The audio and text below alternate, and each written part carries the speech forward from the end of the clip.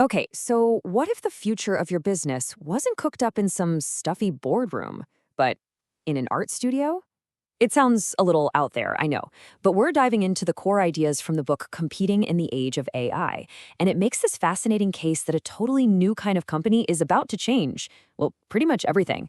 And to really get our heads around this huge shift, we're not starting with the company at all. We're starting with a piece of art that caused an absolute firestorm, a horrible, tasteless, insensitive, and soulless travesty.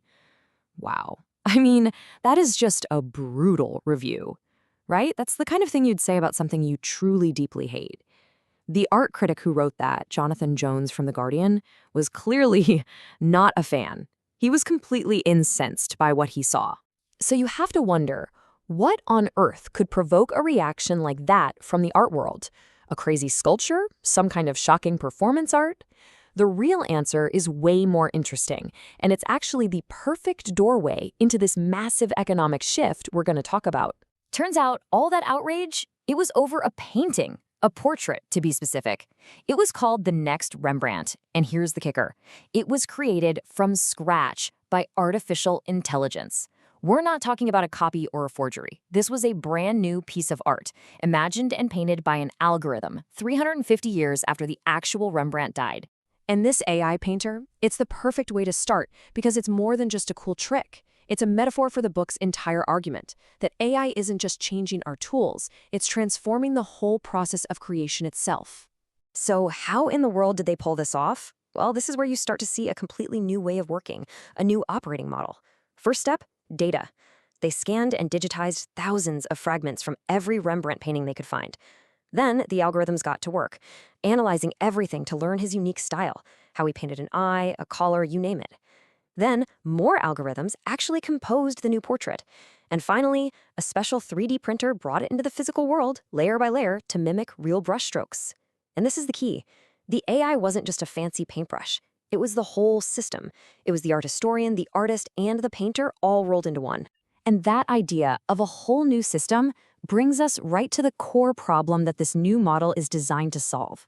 It's what the authors call the complexity trap, and it explains why so many traditional companies just run out of steam as they get bigger. Here's the fundamental difference, the big dilemma. For a traditional business, growth actually creates drag. You add more people, more products, and suddenly everything gets more complex. Communication gets slower. You start seeing diminishing returns. But for a digital business, growth is pure fuel. More users create more data. More data makes the AI smarter. A smarter AI improves the product, which attracts, you guessed it, more users. It's this beautiful, virtuous cycle of increasing returns. The bigger you get, the better you get. I mean, look at the classic example, Kodak versus Instagram. We always say Kodak was killed by the digital camera, but that's not the whole story. They were really made obsolete by a totally new kind of company. Kodak's entire world was managing physical complexity, making film, processing it, printing photos. Instagram's whole business was just connecting users and analyzing data. It was an operation that could scale to 1 billion people with basically zero extra cost for each new person who signed up. Two completely different worlds. Okay, so if that old model is hitting a wall, what's the new blueprint?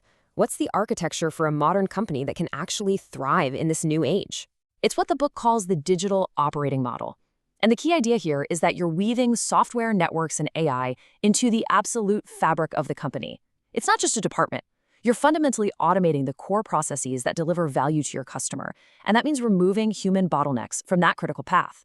It frees up your people to do what humans do best: design the system, think creatively, and handle the weird exceptions, while the software just executes flawlessly at a massive scale. When you build a company this way, it gets what the authors call 3 superpowers. The first one is scale. You can serve millions, even billions of customers without all the crushing complexity that would sink a traditional company. The second is scope. Digital platforms can easily plug into all sorts of other services, letting them expand into new areas super quickly. Think about how a payments app suddenly starts offering loans or insurance. And the third, and maybe most important, is learning. Every single time a user does anything, it generates data, feeding that virtuous cycle and making the whole system smarter. Now, making this shift is not easy. It takes some serious, radical vision from the top. There's this legendary story about a memo Jeff Bezos sent out at Amazon way back in 2002.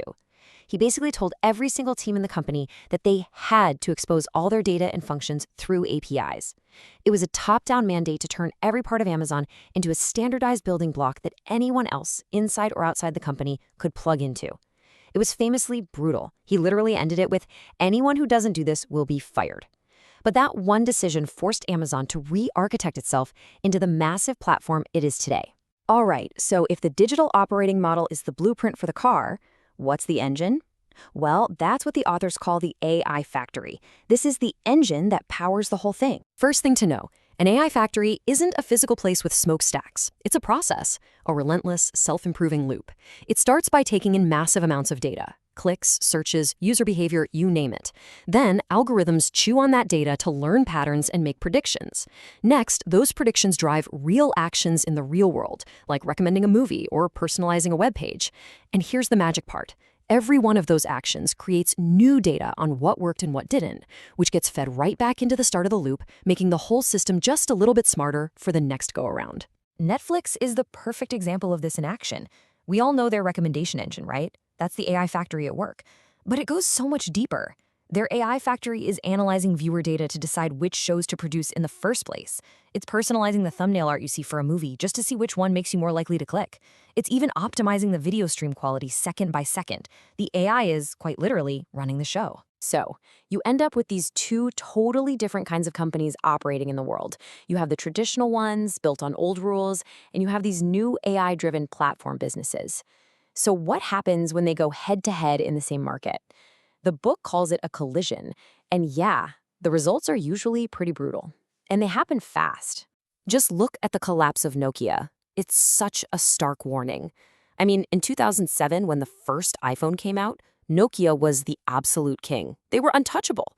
But just 5 years later, their market value had crashed by over 90%. And the crazy thing is, they were still making great hardware. But they got completely blindsided because they thought they were in the business of selling phones, while Apple was in the business of building an entire ecosystem. It all came down to architecture. Nokia had hundreds of different phones, all slightly different, which was a total nightmare for anyone trying to build an app. Meanwhile, Apple created one single, unified platform, iOS.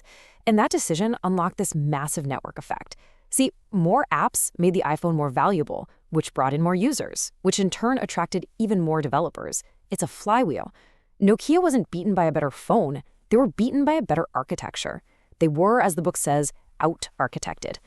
So what's the takeaway from all this? Well, it means the old business playbook is basically being thrown out the window. The rise of these AI-driven companies completely rewrites the rules of strategy and leadership.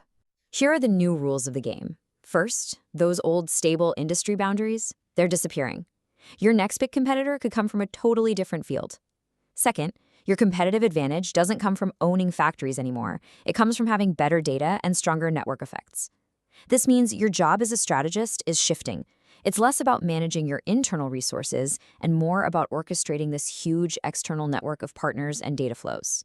The bottom line is, every company has to figure out how to re-architect its operating model around a digital core.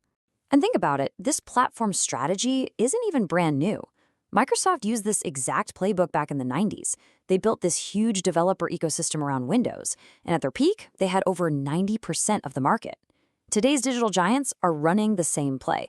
It's just that now, it's supercharged with massive amounts of data and AI. So really, the final mandate from the book is crystal clear.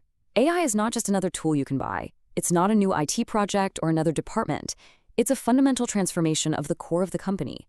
The real challenge for leaders today is to re-architect their entire business from the ground up to build a data-centric operating system. And that really leaves us with one big question to chew on. When you look at your own company, or even your entire industry, which set of rules is it built on? Are you operating based on the principles of the industrial age, with all its physical limits and diminishing returns? Or are you built for the age of AI, ready to leverage data, networks, and that incredible power of constant learning? Because the answer to that question is probably going to decide who wins and who loses in the next big collision.